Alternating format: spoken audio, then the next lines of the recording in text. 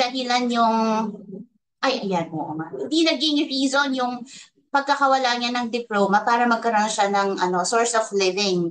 And then from 2006, naging siya, 12 years siyang cashier. Napaka-inspiring ng magiging talk natin ngayon, no? So 12 years siyang cashier from 2006. So ilan 'yon? Bahala na kayo mag-math, tas alam niyo yan. And then nung 2017, 5 years siyang stall owner ng Banana Q, yung mga paborito nating merienda kapag kahapon, and then turon. And nung 2022, siguro after pandemic, no, nagkaroon tayo ng maraming time na mag-check online about other potential source of income. So, nag-enroll siya, part siya ng batch 11 nung TBSA or the bookkeeper, teka lang, baka magkamali ako. The Bookkeeper Secret Academy. Tama naman The Bookkeeper Secret Academy. Ayun, tama. Ano yan nung 2011, batch 11 siya, I'm sorry. So that was in March of 2023. And look at her now.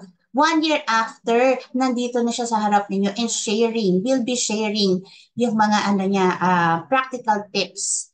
So, ngayon, nag-enroll siya and then she got her very first client in June or around July, June to July for experience. So, nag-enroll siya ng February to March ng 2023 as part of the batch 11 ng the Bookkeeper Secret Academy. And then, June, July. So, lang yun? Ilan lang yun? After 3 months, nagkaroon na siya ng client para ma-experience or para magkaroon ng application yung tutunan niya sa ating academy. And then, after that, so nag-gain na siya ng experience niya and got her very first premium client in September of 2023. So, if we were to track yung timeline, March 2023, nag-enroll sa TBSA. June, July, nag-gain ng client just for experience. And then September, that's only July, August, September. After 2 months, nagkaroon na siya ng premium client. So, kung ita-timeline natin, March, April, May, June, July, August, and then September, that's only 6 months. So, 6 months lang yung binuo ng ating speaker para magkaroon siya ng premium client, and that's thanks to the nabubulol ako, the Bookkeeper's Secret Academy. So, ang ating client ngayon, she will be talking about how to record rental income using the owner's statement report in QBO. So, step-by-step guide ito. So, before I call her in, I want you to prepare your notes kasi po para masulat ninyo ng mabuti kung ano yung may share ng ating speaker. So ito po ang ating speaker, si Miss Vivian Angeles. Wala bang palakpakan dyan, guys? Virtual palakpakan. Ayan, asa na si Miss Vivian? Miss Vivian, are you here? Pagalawin mo ang basa. Teka lang. Yes. Hanapin ko lang si Miss Vivian, Hello mga po. Marcy. Ayan, natin siya. Hello po. Good evening po. Ayan, teka lang, Miss Vivian, nape-pressure ako. Lang kita. I-spotlight kita. Teka, time first. Ayan, si Miss Vivian. Welcome, Miss Vivian, to our... Welcome, mga kaloka siya, ang speaker natin. So, Miss Vivian, ready ka na ba?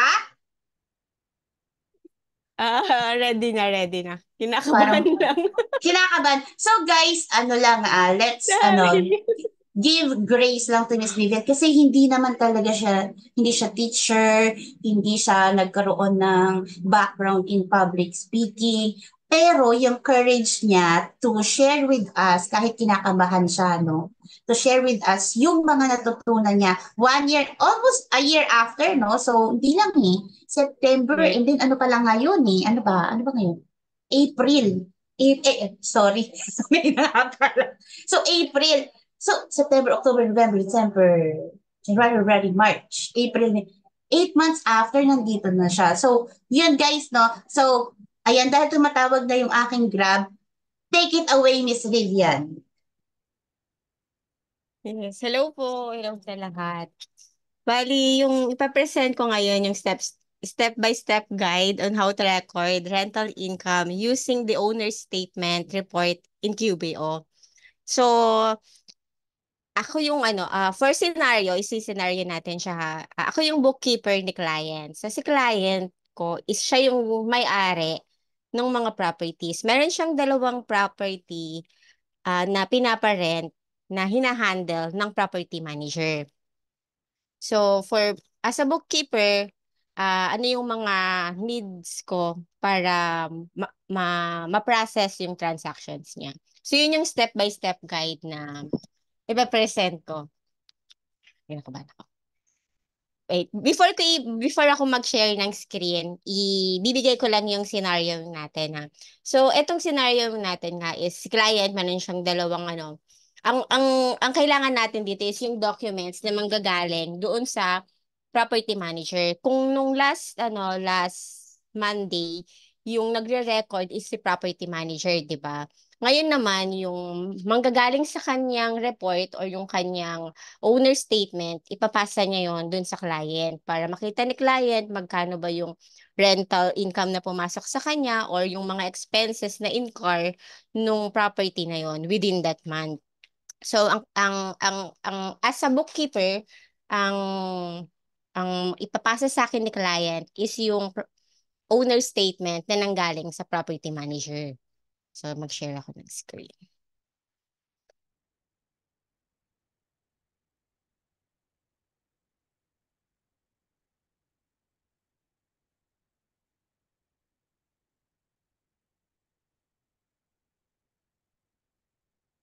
Mhm.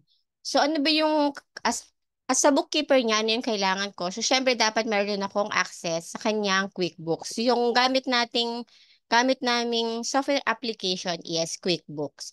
So ibig sabihin sa QuickBooks ko i-record yung owner statement na manggagaling sa property manager niya.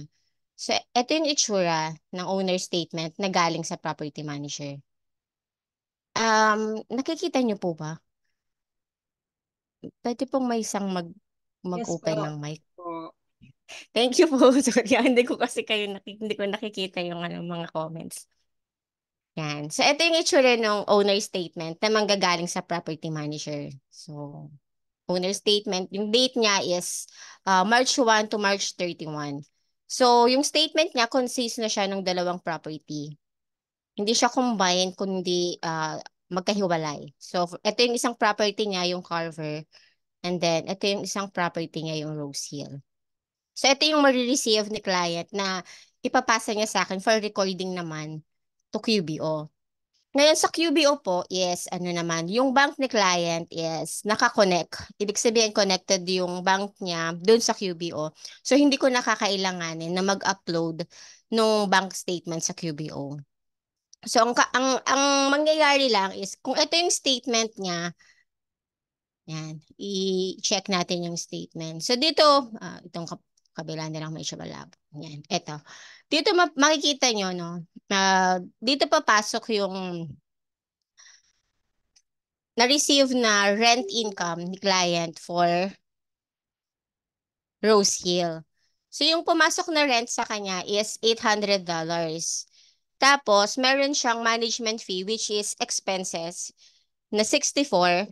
At yung owner distribution niya is 736. Itong owner distribution, meaning ito yung amount na ipinasok ni property manager doon sa kanyang bank account, sa bank account na ni client.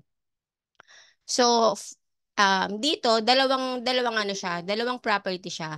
So, 736 na owner distribution ng Rose Hill at saka itong owner distribution naman ng Carver is 758.08. So pag in-add natin siya, kung ano yung amount niya, yan dapat yung makita natin sa loob ng bank ni client. So, yan. Kapag in-add natin siya, ang total niyan is 1,494.08. So ngayon, i-check ko ngayon yung QuickBooks ni client para i-check yung bank transactions niya. Yan. So sa QuickBooks, papasok lang tayo dun sa bank transactions. Dito sa transaction, tas sa bank niya. Hanapin natin ngayon kung may pumasok na galing sa owner statement.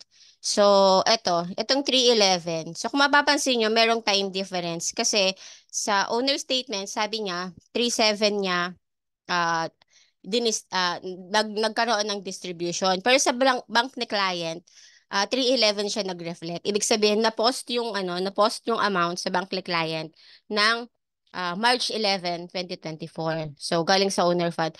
So, ayan, 1494.08 received. So, kung mapapansin nyo, dito sa bank, ang pumapasok na lang is kung magkano yung net amount na siya nung net amount na siya ng transactions. So, as para proper yung pag-record sa kanya, kasi ito, kung ipapasok ko lang siya as sales ni client or rental sales ni client as is, hindi natin ma-understate yung kanyang income kasi hindi lalabas yung management fee, which is yung expenses niya. So, yung proper way ng pag-record ko is ganito. So, ito pala yung process of recording na ginagawa ko pala kay client is direct categorization from the bank feed na. Kasi si client hindi naman siya ganun kamaselan. So, kunyari dito, ito yung pumasok dun sa bank na client, di ba? 1494.08. Tapos, ang gagawin ko dyan, i-split ko siya. Instead na isa lang, kunyari rental income lang, i-split ko siya. Dito ko siya ipapasok sa split. Yan.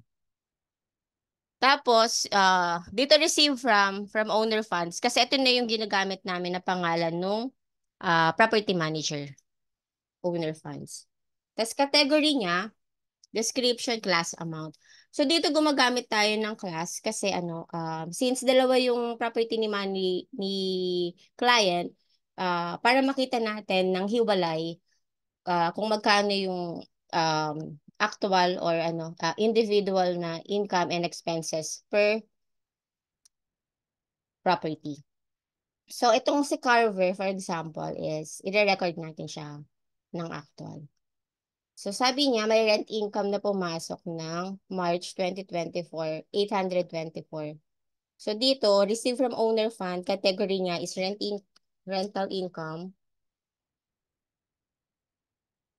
And then, lagay ko lang din yung month para at least if ever magkaroon ng for future reference, alam natin na March rental income yan. Then, yung class niya is Carver.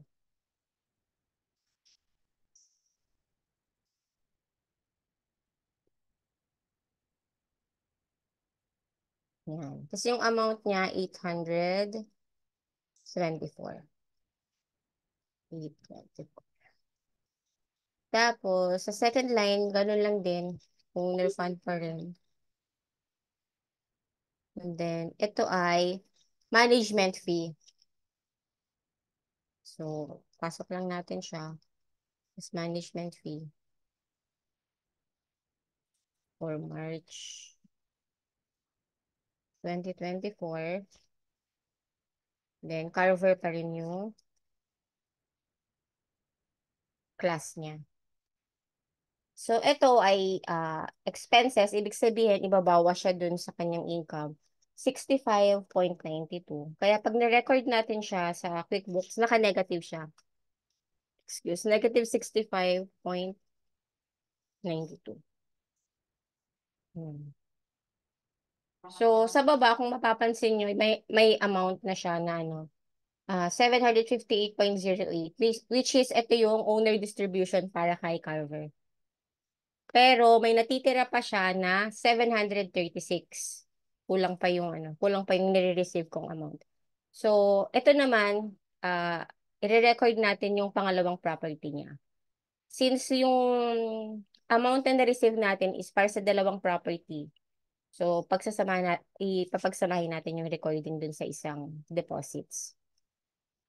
So, for Rose Hill, meron siyang rent income na 800 and management fee na 64. So, dito, add lines lang.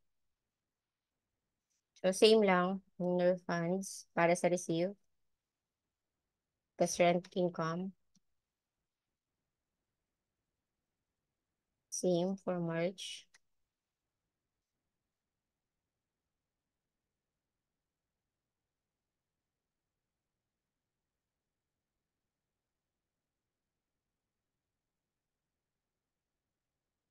Ito ay para kay Rosie.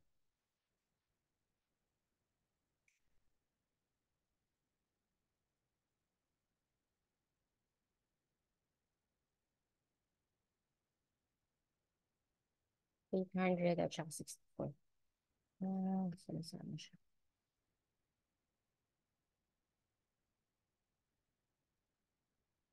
800 and then ito ganun same lang owner funds. Then management fee din.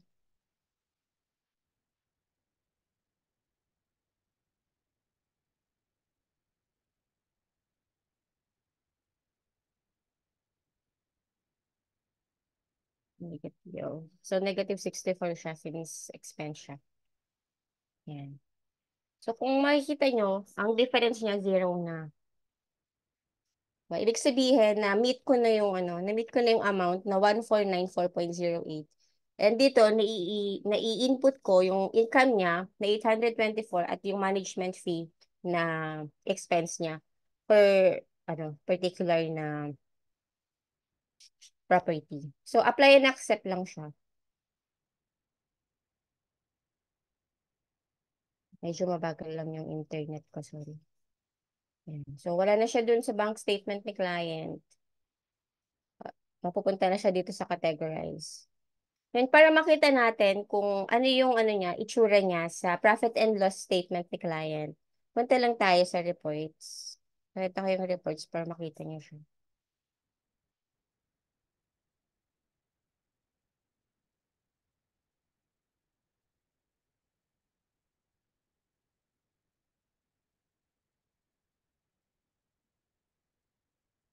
Medyo mabagal yung internet. Hintay lang tayo, Kaisa.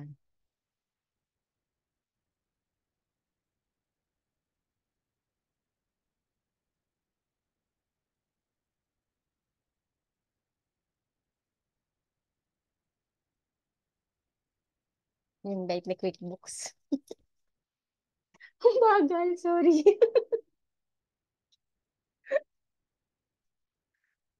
Medyo kinakabahan din pati yung internet ko. Pasensya na. Hindi na siya QuickBooks, TL Vivian. Slow books na siya. Yes. Char. Guys, pwedeng tumawa. Joke yun, Kinabahan yung QuickBooks ko. Wait lang. Yung internet ko mukhang mas kinakabahan pa sa akin. Hindi kasalanan ng Okay. Converge yan. Yan, so Ayan ito na. na. Konti na lang. Para lang makita natin siya kung anong itsura niya sa profit and loss statement ni client. Yung dalawang, yung dalawang property niya.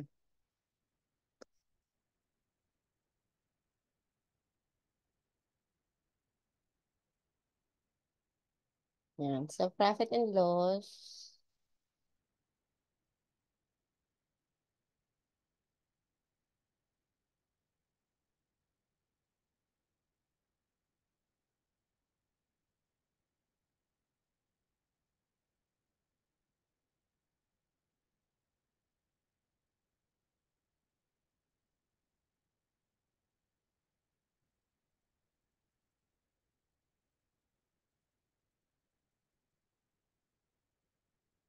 Uy, books.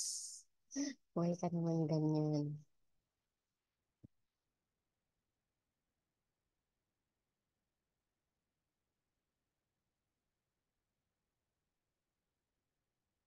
Bakal niya.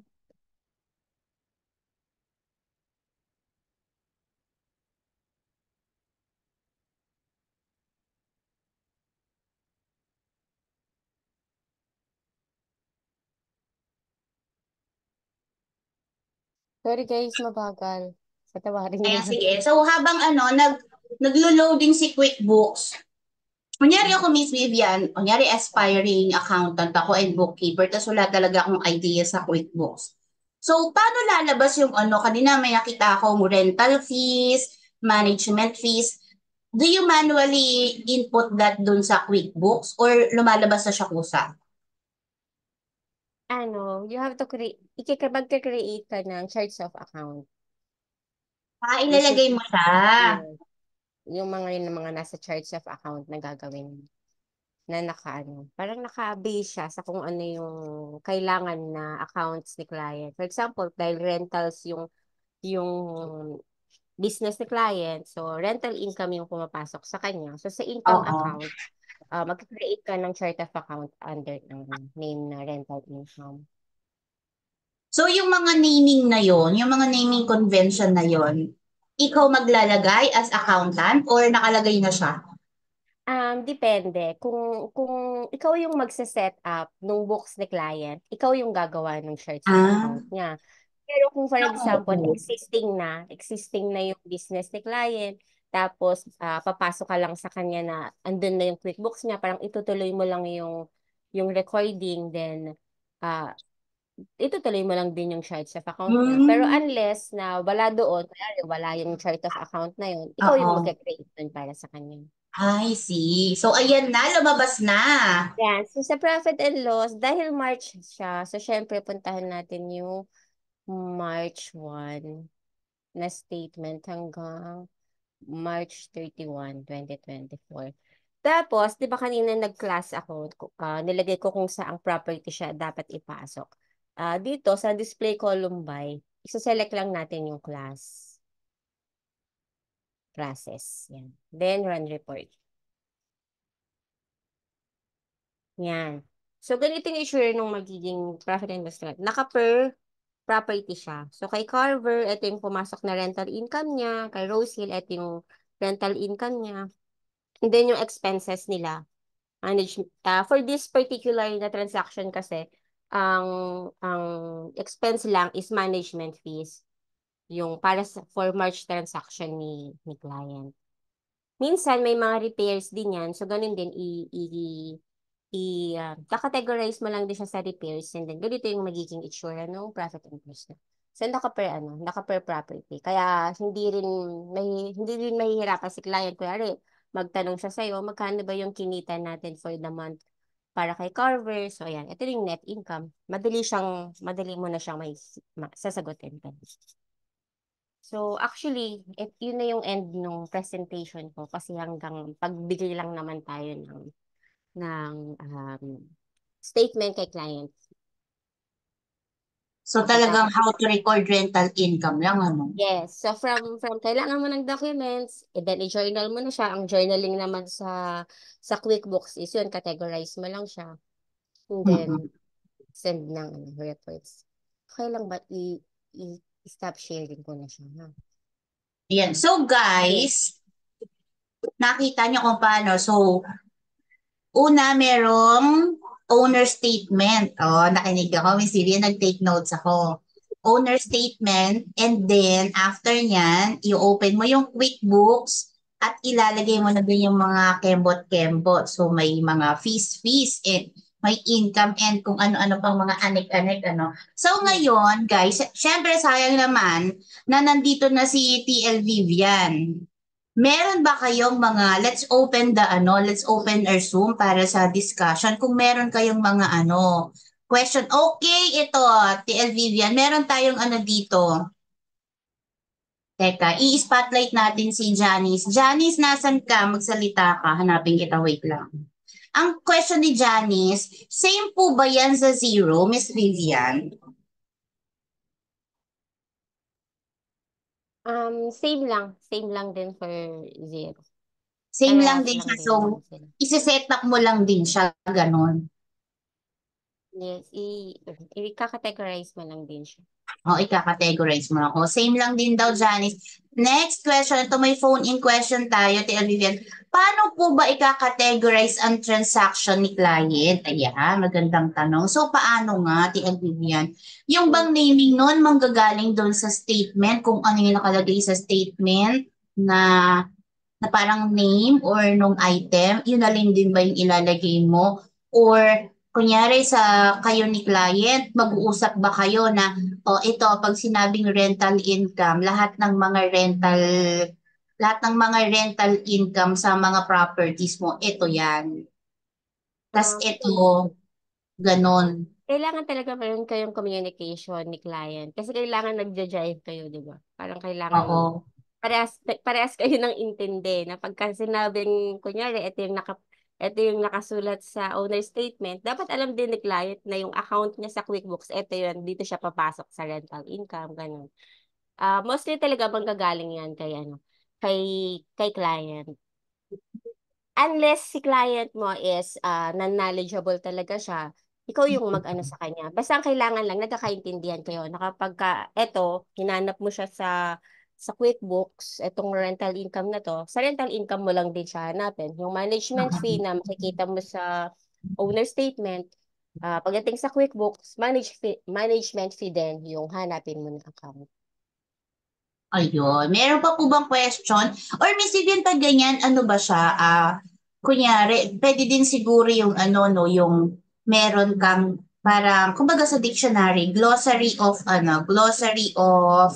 ang tawag dyan, mga terms, glossary of terms. So, pag sinabing rental income, ito. Pag nakita mo sa QuickBooks na kinembot, ganyan, ay sorry, kinembot tuloy.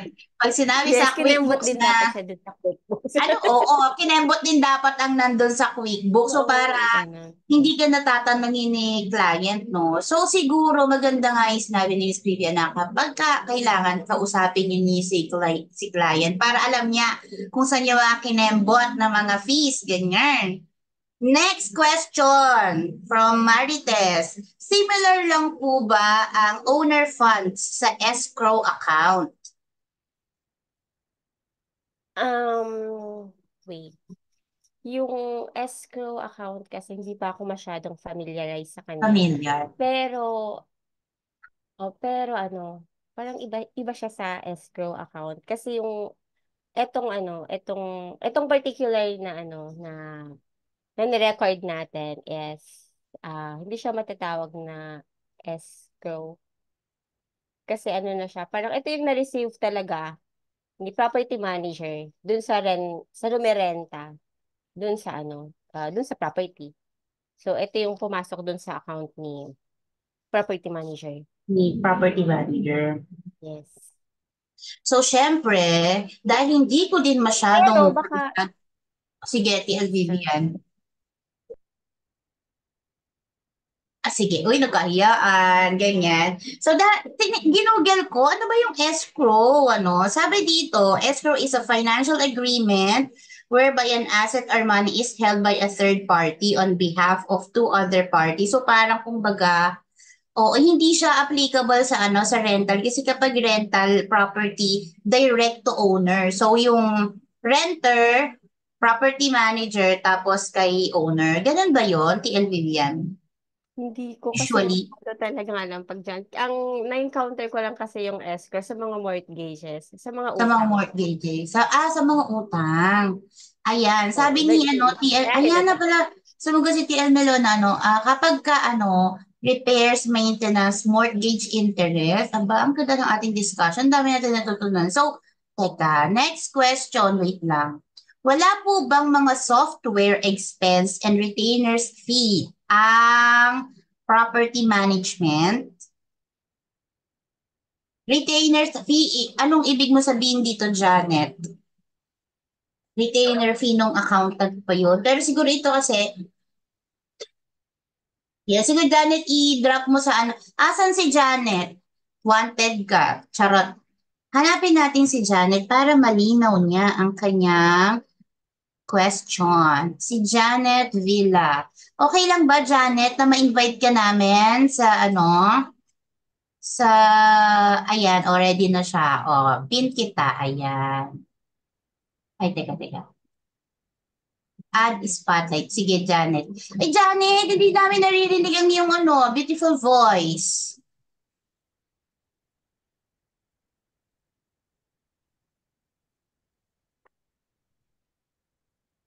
Hin- Yung binayad ko sa bookkeeper, yung sa mga software na QuickBooks, saan niyo po yun i-charge?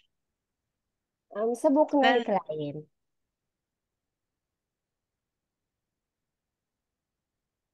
So, ah, applicable ba yun sa QuickBooks? Kunyari, Miss TL Yes. Vivian.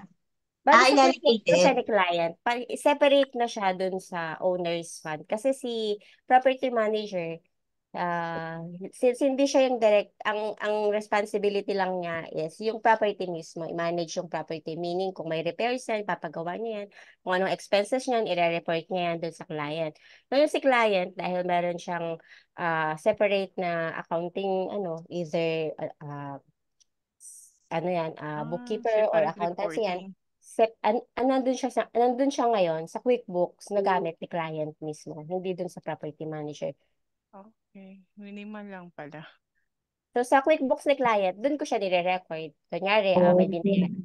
Based dun sa kanyang bank statement, nagbayad siya sa Upwork ng $50, for example. So, yun, ika-categorize ko siya kung ano ba siya, kung contractor ba siya, kung professional fee ba siya. Pero nandun na siya Mm-mm. sa QuickBooks ni client. Wala So, dun sa hiwalay pala yung reporting.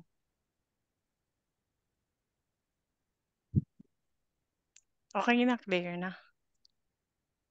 So, kumbaga, TL Vivian, so meron siyang mga expenses specifically for the property lang. And then, meron siyang separate na tracking for other expenses like yung mga katulad niyan, yung mga service providers, tama? Yes. Thank Kumbaga you si so much. property manager, dun lang siya sa properties.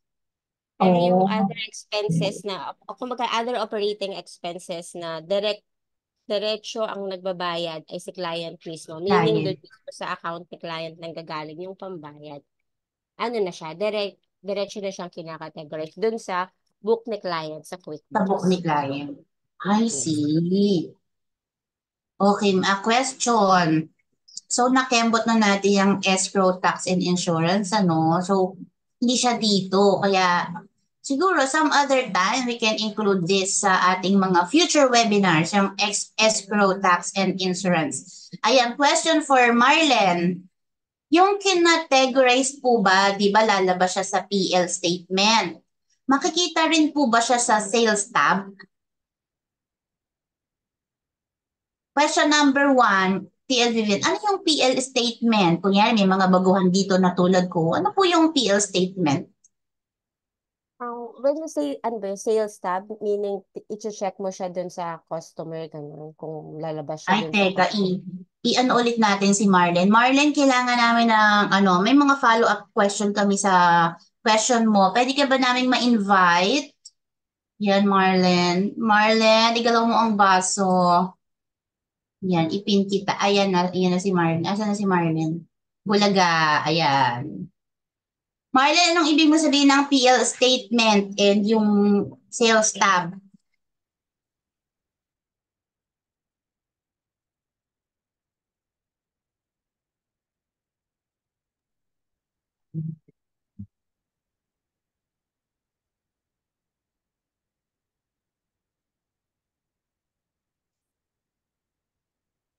Nakamute ka pa, Mars. Ayan, unmute yourself.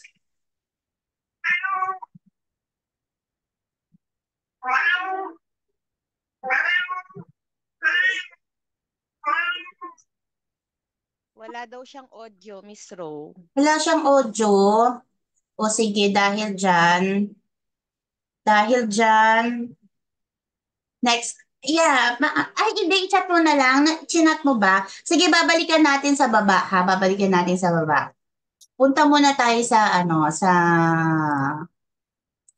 Kembot, sa next question. Dapat po ba, follow-up question ni Julie, isa pa pong tanong, kailan po ba dapat mag-record ng transaction ni client? Need po ba siya daily or kailan po ba? Depende sa usapan niyo ni client. For this particular client kasi, monthly lang siya since monthly lang din naman yung pagpapadala ni property manager ng statement niya. So ako, i-record ko lang siya once the statement is available. So hanggat hindi available yung statement galing kay property manager, wala akong maire-record dun sa QuickBooks client. Ayun. So yung frequency, syempre, tama nga naman kung wala pa, edi maganda linawin din kay client. So pwede kayong mag-set ng agreement with client na. So when the statement is ready from the Kinembot, pwede mo nang ano yan, gawin. So, ayan, oo, tama nga daw na sa mortgage daw ang escrow.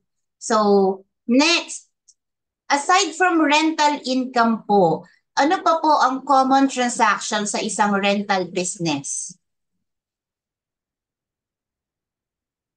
Sabi ni Miss Melona, repairs, maintenance, mortgage interest, etc., etc. Siguro yung ano, no, yung mga nakikita ko din sa ano sa TikTok, yung nililinis yung mga front lawn, kasama din yan, no, sa maintenance. Miss ano, TLVB, ano, tama? Yes po.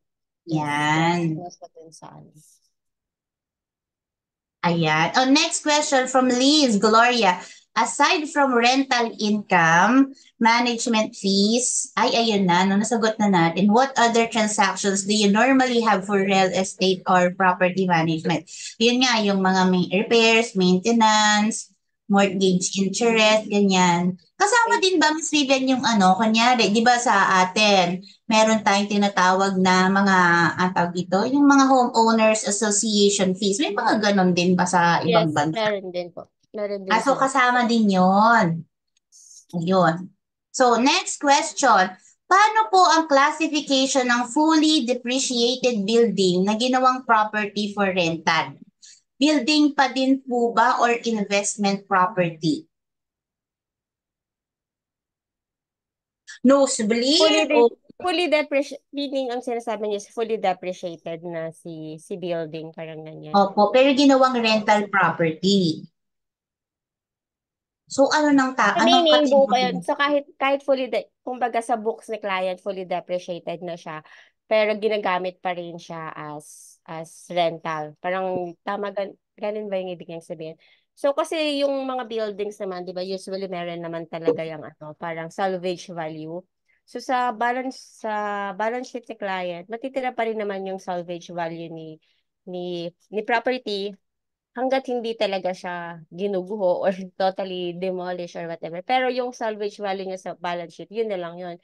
Ngayon, kung nag-i-income siya, mag-i-income pa rin siya, magre-record ka pa rin ng income sa kanya. Although, mag-stop ka na ng depreciation sa kanya kasi sa books mo, fully depreciated na siya. Yun yung tingin ko. Kasi kung pinaparentahan mo pa siya dahil buo pa siya, pero fully depreciated na siya, syempre kailangan i-report mo pa rin na nag-i-income ka sa kanya. Okay. Next question. Yung management expenses po ba, given po ba ng property manager? Yes Ayan. po. At nakasulat siya dun sa mismong statement. Yung pinakita kong statement sa kanya. Oo. Di ba Ayun. talagang meron siyang... Ayan. Paano po yung, ayan, nasa depreciation na naman tayo ulit. Paano yung depreciation ng property? Anong ibig mas sabihin dyan, Ian, na paano yung depreciation ng property? Explain mo yan. Tara dito. Ang Yan. feeling ko lang, actually, on my part, ang talagang nagde-depreciate is si CPA.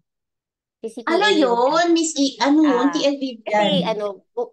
kumbaga yung role ko is a bookkeeper.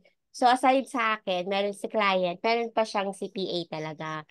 Ngayon, Oh. yung nagde-decide kung gaano katagal, meron talaga silang, kunyari sa US, meron silang standard. Kung, kunyari building, 27 years, 0.5 yung depreciation value niya. So, yun, kailangan i-depreciate mo siya within 27 years. Kumbaga, meron talaga silang, na designated na ilang years mo dapat Mm-mm. i-depreciate ang isang building, ganyan. Pero sa land, hindi siya nagde-depreciate ang land hindi. So, buildings lang, equipments, so, yun. Pero kung for example, meron kayong collaboration ni CPA at saka ni bookkeeper. Ang mangyayari nun is sasabihin, tatanungin mo kay CPA kung ilang years nyo dapat i-depreciate ito or magkano yung magiging salvage value nito para makuha nyo kung magkano yung dapat na maging yearly depreciation ng building o kaya nung equipments, ganun. Ayan. O ito So, hindi may kayo yung magdi-decide. Mostly, kung bookkeeper ka, mas maganda na itanong mo kay client or itanong niya dun sa, niya, sa CPA niya. CPA niya. Yes, CPA talaga. Ayan. So, iyon nga din, Jasmine, no? Parang nasagot natin yung tanong mo na nabili yung building fully depreciated na year 1700 pa po. So, pag ganyan, ask the As accountant. the accountant, yes. Oo. Kaya Si accountant na siya talaga. batch 13 naman si Janice. Using class po will separate the properties. Under the class mo na rin po ba ilalagay ang expenses per property? Yes, so lahat ng expenses for this property, particular property, kailangan ilagay mo siya sa class under ng property para pumasok siya. Kasi kung hindi mo kung kunyari hindi mo na ilagay yung class, automatic hindi siya papasok dun sa property na yon. Either maho-hold siya, mapupunta siya sa not classified, or kung kunyari nailagay mo siya sa ibang property, dun siya mapupunta sa property kung saan mo siya kinlas. Okay. Yan. So, next question, si Jake Clyde. Ano po ang pinagkaiba ng CAM, reconciliation sa bank reconciliation? Ano nga naman yung CAM? Jake Clyde, andyan ka ba, Jake Clyde? Tara nga dito. Ano, ipaliwanag mo yung CAM para maunawaan natin lahat. Wait lang, hanapin natin si Jake Clyde. Ang ganda ng pangalan mo, ha? Very, very unique. Jake Clyde, pwede mo bang i-explain? Ayan, unmute yourself. Asan ka? I-add kita dito sa ating sa ating stage. Ayan, Jake Clyde, andiyan ka ba? Pwede mo bang share sa amin ano yung ibig sabihin ng CAM? So, wala si Jake Clyde. So, later na lang, Jake Clyde. Hindi namin masasagot muna. So, kaya, ayan, okay na siya. Nagkaroon na ng clarity si Jasmine, sabi niya, kaya di ko po sure kung building or investment property. So, ayan, okay. May follow-up question. Ay, hindi. Wait lang. Ay, eto, next. Aside po sa rental income, ano pa po yung common income na na-encounter ninyo with other clients' business? Like may other fees pa po bang binabayaran yung mga tenants ni client? Sa tenants ni client, for this particular, sila yung nagbabayad ng utilities nila. So, kung mapapansin nyo dun sa owner statement, wala dun for utilities for that month. Kasi directly, ang nagbabayad nun is a renter na.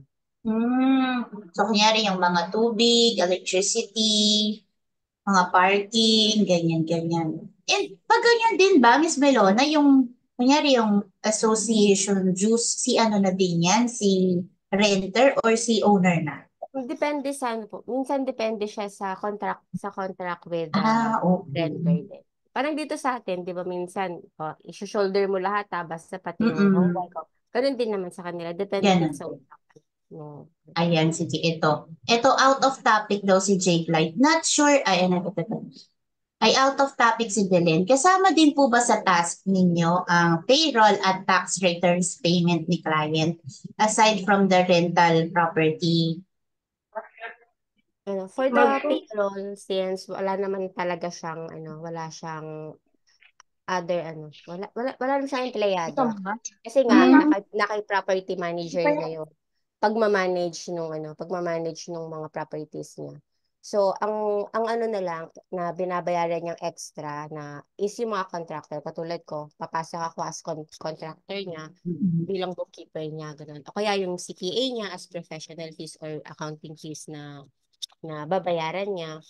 And then, actually, mostly yun lang naman yung Then, as tax preparer, hindi kasi, CPA kasi talaga yung Gumagawa, naghahanap no? since nasa US siya. Pero, ang responsibility ko is maibigay ng tama yung mga amounts or mga figures na kailangan ni CPA for filing ng taxes niya. Para maging tama din naman kung mag-return, ano ba siya, na lumabas kung magkano yung dapat niyang bayaran na tax. Kasi if hindi ko magawa yun, it's either malaki yung babayaran niyang tax kung hindi ko lahat, for example, hindi ko lahat na-record lahat ng expenses niya. So dahil mali yung kukunin ni CPA na amounts dun sa books ni client, mali din yung i-record niya for tax purposes, malaki yung babayaran ni client. So yun yung isa sa main natin. As bookkeepers, yun yung isa sa main trabaho natin. May record natin yung lahat ng transactions ni client kasi actually for tax purposes din talaga nila yun. Mm-mm. Especially mga So, expensive clients. kailangan kung bookkeeper ka, very ano ka, no? Yung very keen yung attention mo sa detail kasi lalo na pera ang pinag-uusapan dito. Yes. So, hindi daw sure ni Jake Clyde kung ano yung cam na pinapagawa sa kanya ni client. So, maganda yung answer ni Miss Melona, no, Jake Clyde. Kailangan kung meron tayong mga hindi sigurado na pinapagawa ni client, we have to have the audacity to write. Not naman the audacity, but the initiative to clear. Pag may hindi Yes. ka, wag mamaro, Correct. wag ka mahuhula. Wag mong i-ano sa Google kasi baka iba. So, directly ask your client kung ano yung gusto niya mangyari, ano ba itong mga ganitong mga items na kailangan na. Kaysa manghuhula ka, tapos magkakamali ka, mabibembang ka pa. So, clear, laging ask for clarity. So si Divina sabi niya, do you do the recording from owner's statement, hindi po from official receipts of rental na nire-record sa QuickBooks? Direct na dun sa owner statement na pinapasa ni property manager. Kasi yung nag-handle nga nung kanyang property is si property manager. Kumbaga may third person na nag-handle ng properties niya. So yung recording ko is naka-base na siya dun sa statement na ibibigay ni property manager. Ayun. So, ayan, na-share ni Ms. Melona na sa US, if may tenant ang tenant magpipay, iba lang tenant, client ang magbabayad. Yun sa mga homeowners associations. Ibig sabihin, pag Yeah. may nakarenta doon, yung renter siya magbabayad. Pero syempre, kung walang rumerenta doon sa, kaya wala kang tenant, walang nagre-rent, automatic, shoulder mo yung expense ng home office. Mhm. Ayan, sige, teka po. Medyo umangat na pala yung Ayan. Ayan, ito yung hinahantay kong question. So, question ni Miss Fe. Ito yung pinaka-importante, guys. Inabot tayo ng ilang minutes bago nyo natanong to. By the way po, ito yung question, Ate Elvian. Paano nyo po nahanap yung inyong client po? Yan. Upwork. Actually, Sa itong Upwork? particular client na to is an Upwork client siya. So, yun. Isa sa So, platform naman na hanapan natin ng client is mm-mm. Upwork. Pero kung maghanap ka, we have OLJ, LinkedIn. Actually, pwede rin sa Facebook, Mm-mm. TikTok. So actually ngayon marami na marami ng ways to find a client dun sa aside from yun nga yung mga talagang online job platforms, pwede din talaga sa Facebook, pwede sa LinkedIn, talagang oo, kahit saan makakasungkit ka ng client. Yan. Tsaka, Next. Oo, tsaga lang. Kailangan lang talaga kapag ka nag-work ka online, kailangan mo talaga ng sipag. Sipag at medyo kapal ng mukha, ganyan. Confidence to approach client. Ayan. Sika, umakyat na ng todo to. Last question, sabi ni Jasmine. Kailangan din po ba ang receipts or bank and credit card statements para sa recording ng transactions? yes, primary talaga kailangan mo yung credit card ni client. Especially yun lang nandun sa business niya. Lahat ng ginagamit niya para sa business niya, kailangan meron kang copy para alam mo kung ano yung gagawin mo. Kasi without yung kopya na yun, ah hindi, parang ano ka din, di ba? Blinded ka dun sa ano ba yung kailangan mong gawin. Pero kung yung tanong mo is, kung nakalink naman yung kanyang mga banks, for example, nakalink naman yung credit card niya, nakalink naman yung kanyang account dun sa QuickBooks, kailangan pa ba ng statement? The answer is yes. Kasi at the end of the month, kailangan mong i-reconcile, kailangan mong i-check kung tama ba yung ending balance ni QuickBook versus dun sa ending balance ng kanyang bank statement, just to make sure na wala kang nami-miss na transaction. Kasi syempre si QuickBooks ay machine-based siya, 'di ba? So hindi mo paano kung meron palang isang statement line na hindi na-catch ni QuickBooks dun sa bank. So may mga ganun kasi, especially with the credit cards, minsan hindi naka-catch up ni QuickBooks yung mga interest. na kailangan mong bayaran. So, minsan lang naman ganun. So, at least, kung hawak mo yung bank statement mismo na PDF file from the bank, alam mo na, oh, bakit ganun? Bakit parang magkaiba yung ending balance niya? Doon pa lang, check mo na kaagad na may kulang ka, ganun. May pagkaano din pala ang mga bookkeepers, may pagka-NBI, yun ang kailangan magaling Yes, mag-investigate kung correct. saan, ba't hindi balanse. Ayan, so ito, sabi ni Gilbert question, event space rental po, Ma'am Vivian, halos same lang rin po ba ng approach? Um, In a way, siguro oo. Kaya lang, with event rental, syempre, kuwari, ito kasi rentals, isa lang yung renter mo for the whole month, di ba? Kung event yan, pwedeng araw-araw iba yung ano mo, iba yung customers mo. And for different customers, minsan may mga different needs yan. So, doon magkakaiba-iba. Kunyari, kahit sa presyo, ganun, baka kung hindi rin pare-parehas yung magiging price nung event space mo per day, ganun. So, pero yung logic is, yes, ganun yung basic na pagkakategorize. Although, kung yung rent space mo is direct na sa'yo na ikaw na mismo hindi na property manager, kunyari ikaw na mismo yung nagka-handle, same lang din siya. I-categorize mo lang siya as kung paano mo ginawa yung mga charts of account mo. Kunyari, ano ba yung tawag mo dun sa income mo? Rent income ba? Space income ba? Or kung ano pa yung income na ginamit mo at kinreate mo sa charts of account. Ayun. Ayan, next. How do you handle those clients na bank statement lang meron pero walang invoices? For this particular client, wala talaga kaming invoices, ano. Kasi hindi nga kami yung nagha-handle ng properties niya, may property manager. So ibig sabihin si property Mm-mm. manager yung nagsisend ng invoices. So hindi namin kailangan. Ngayon, kung for example, hindi naka-property manager si client, ikaw yung kukunin yung bookkeeper pero wala siyang invoices, then magbe-base ka ngayon syempre dun sa bank details niya, 'di ba? Kailangan mong kausapin si client or ipaintindi sa kanya yung consequences din ng wala kang hawak na invoices. Na ito lang dahil ito lang, kung ano lang kasi yung documents na hawak mo, yun lang din yung magagawa mo for the client. So, ipaintindi mo rin sa kanya na without yung mga invoices mo, kung ano lang yung ibibigay mo sa akin na documents, dyan lang din ako magtatrabaho. Kasi otherwise, wala ka naman din magagawa kung ayaw niya talagang ibigay yung invoices niya, di ba? So, kung ano lang yung meron ka, yun lang yung trabahuhin mo. Pero, para wala kayong maging problema in the end, sa simula pa lang, i-discuss mo na yun sa kanya. Para hindi kanya sisihin na, hindi mo naman sinabi na kailangan ko palang ibigay sa'yo yung invoice. Parang ganun. So, Ayun. basta pag-uusap niyo yun talaga ni client.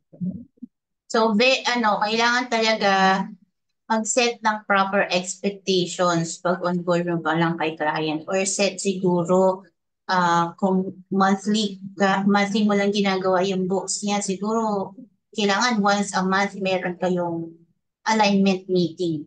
So question ulit ni Gilbert, what if po ma'am nagamit ni client yung bank account for personal use? Paano po ina-account yung ganoong transactions?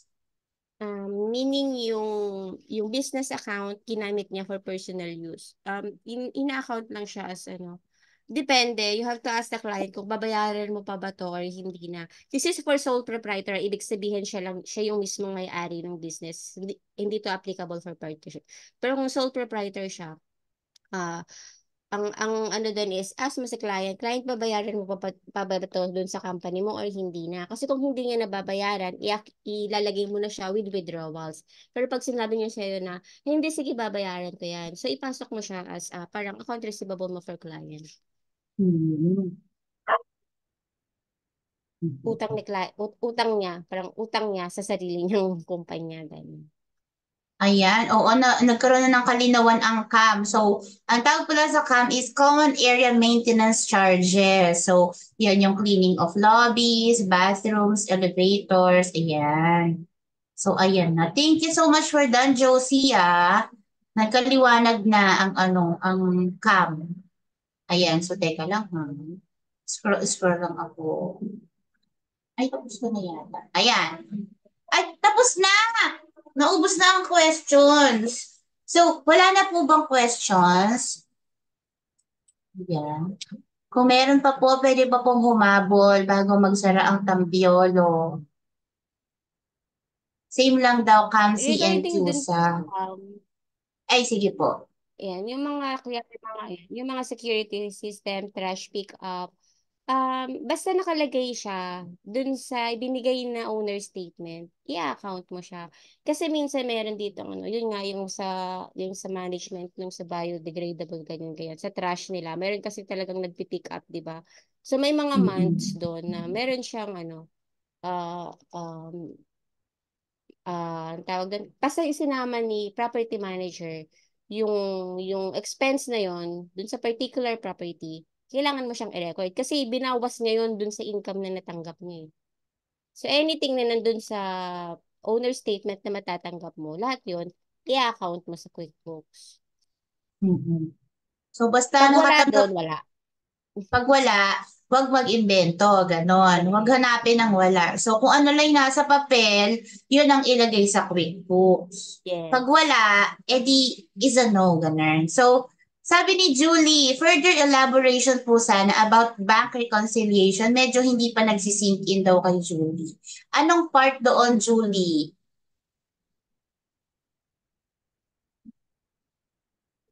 Yung ginawa ni Miss Mariona kanina from owner statement, then i-record niya sa QuickBooks, yun ba?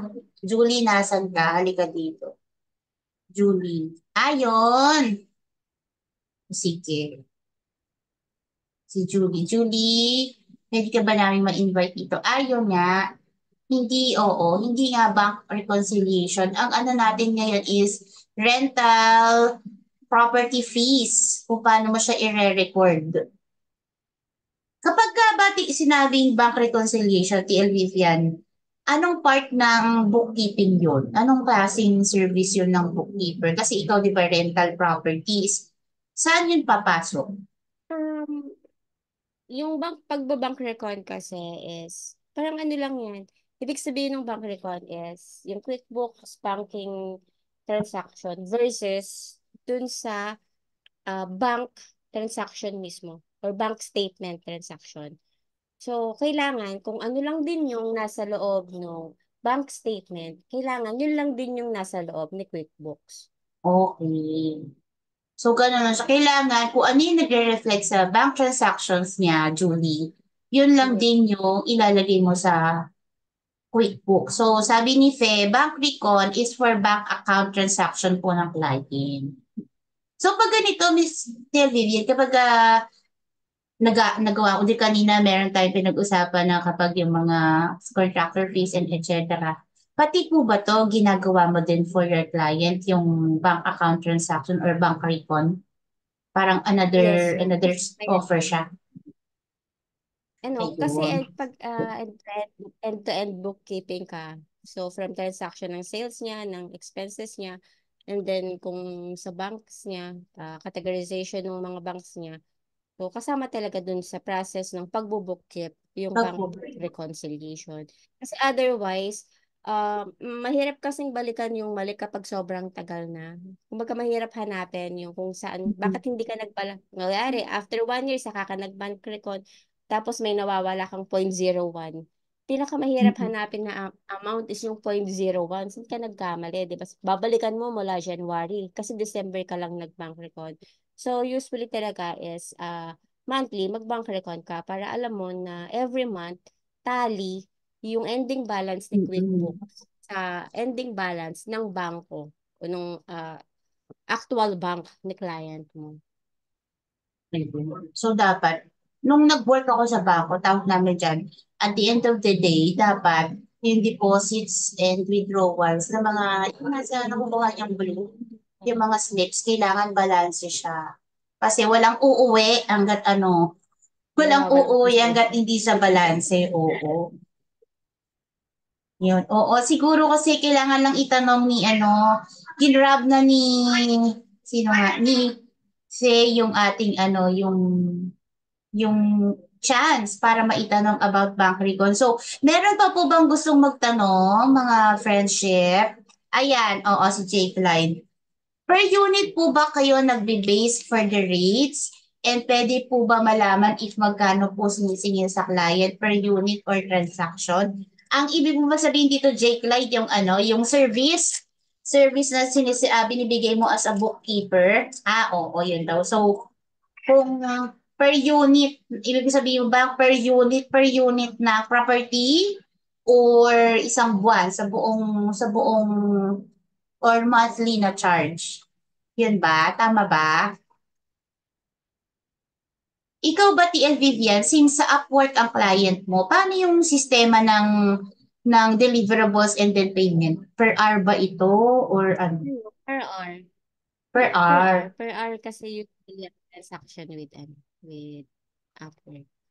I see. Pero meron din ba dito sa inyo naka-experience ng monthly retainers na bookkeeper ako pero ang service ko naka-monthly retainer ako kay client. So may fixed amount na every month ito yung binabayad. So ito Jake, like pwedeng per hour, depende kung ikaw ba ay nasa Upwork or OLJ. Pero meron din kasi sa Upwork yung per project, di ba? Per project. Kung kunyari, month, ito Yes, yung project mo sa per kanya may ganun ding pricing. So, depende din sa'yo. Pwede ka rin namang mag-monthly retainer kay client. Kunyari, ang kontrata nyo is 3 months, 6 months, or 1 year. Tapos, renewable siya. So, depende din ganun siya. Iba-iba. So, ang importante dyan, depende yan sa pagkakasundo ninyo ng kliyente and also depende kung nasa ang platform pa. Depende sa problema ni client. Mas malaking problema niya, syempre mas malaki yung charge, parang ganun. Oo. Kasi mas Kung marami mas kang malaki yung gagawin. problemang susolusyonan mo, mas mataas yung charges. True. O, ang tawag natin dyan, J-Clyde, ay value pricing. So, pwede rin per property, halimbawa, $75 per property. Oh, pwede. Tama ba? $75. Ayan, o teka Yes. lang. Meron pa pong humahabol, DL Vivian.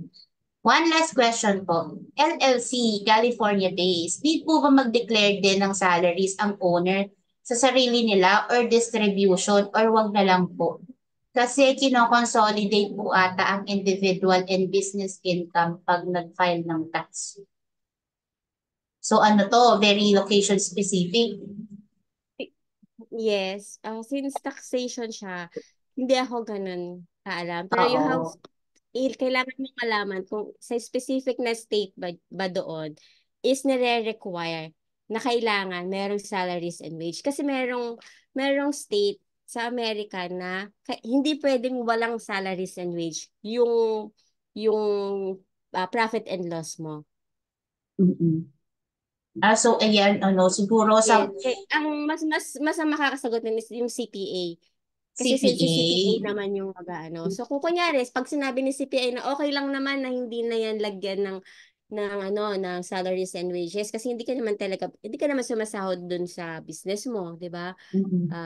Parang nag-exist lang siya ng sarili niya, ganyan. Then walang problema kasi katulad dito sa property na to, wala naman kaming ah salaries and wages. Salaries and Wala siyang wages. wala siyang kinukuhang salaries and wage.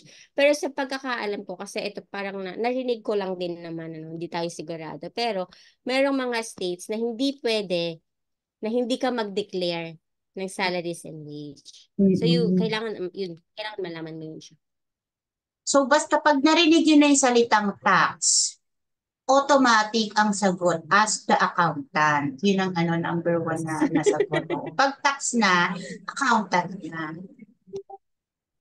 Ayun. Sabi ni Miss Pinona, pag sole proprietor daw, usually walang salary kasi sa personal tax nila yon nire-report. And so, kung wala na pong question, guys, we are all inviting you to our virtual. Kung wala pa po kayong, if you haven't heard it yet, At first time yung maririnig ang virtual bookkeeper talks. Sa May 25 na po ito. Kung di pa po kayo nakaka-secure ng ticket, do check our link. Dito po nasa chat session. Ayan po. Ito po ay gagawin sa Simeo Inotech along Commonwealth Avenue. Malapit po ito sa sa UP, sa grounds ng UP Techno Hub. So kung wala po kayo, meron po tayong promo na 5 kayo and then you'll get 199 pesos off for each of you. So that's around 1,000 from the total na amount. So kung wala pa po kayong ticket, get lucky nyo lang po dito sa ating link sa ating chat. So, kung wala na pong question, picture naman tayo, guys. Teka lang po. First time po mag-host ng ating webinar. Mag-picture muna tayo. Huwag ka muna kayong umalis sa ating Zoom. Okay, first page. Teka lang, bear with me, dahil hindi ako masyadong Smile! Second page. I-open nyo yung mga camera ninyo, Ayan. Ayan, smile niya, ilabas niya. Smile! Third page, saglit lang. Smile lang kayo buo. Okay, fourth page. Ang dami natin tonight, Well, actually, every webinar naman. Naku, yung iba umalis na. Walang camaraderie, Baka nagsasaing. So guys, thank you po very much for attending our webinar. Our next webinar will be, teka lang, check ko lang po ang date. Our next webinar will be on May 11. So sa Friday na po ito, tama ba? Ay, sa Sabado pala. May 11. Ang title ng next webinar natin ay Step-by-Step Workflows on How Wave Accounting Invoicing Works. So kung gusto nyo din po itong matutunan, kasi itong mga webinars natin, very, very helpful siya kasi talagang you will be hearing it direct from the horse's mouth. So kung ano yung experience nila, like yung shinare sa atin ni TL Vivian, kung paano niya ginagawa yung work niya as a bookkeeper regarding rental properties, ganun din. So again, our webinar on May 11 is about the step-by-step workflows on how Wave Accounting Invoicing works. So pag nakompleto niyo po itong ng series of webinars natin, ewan ko na lang kung meron pa kayong service na hindi ma-offer sa inyong mga clients kasi very, very practical, very, very actionable. So, yes, same time, 7 o'clock. 7 o'clock po. Ayan, 7 o'clock po. Yung ating, tawag dito? Yung ating replay, hindi ko lang po masusure pero i-check po natin sa ating team kung meron po bang replay ang ating mga webinar. So thank you everyone once again. Join us again in another webinar session on May 11. Bawal umabsent, may attendance. So kung 144 tayo kanina, dapat next webinar, mag-aya pa kayo ng inyong mga accounting and bookkeeping friends or aspiring ones para matuto din sila so they also have, an idea how these things works. Kasi ako, ang dami kong natutunan. Baka next niyan, meron na akong dagdag na offer, accounting and bookkeeper na din ako sa susunod na quarter. So thank you everyone. I hope you have a happy Wednesday. And mabuhay po kayo at kayo ay mag-dinner, magpakabusog so that we will meet again and wake up early tomorrow to face another day. Thank you po sa lahat and thank you very much, TL Vivian. Thank you. Thank you po sa bookkeeping workflows sa Team Chismisan saka sa Team Bida. Salamat po sa support. Ay, parang gusto ko yung Team Chismisan. Teka, sali ako dyan. Charot lang. Thank you, everyone. Naku, ayaw pa nilang magsialis. Nakakaloka sila. Thank you. Bye. Thank you po. Thank you. See you again on Saturday. Thank you. Paano ba ini-end to? End ko na, end for meeting for all.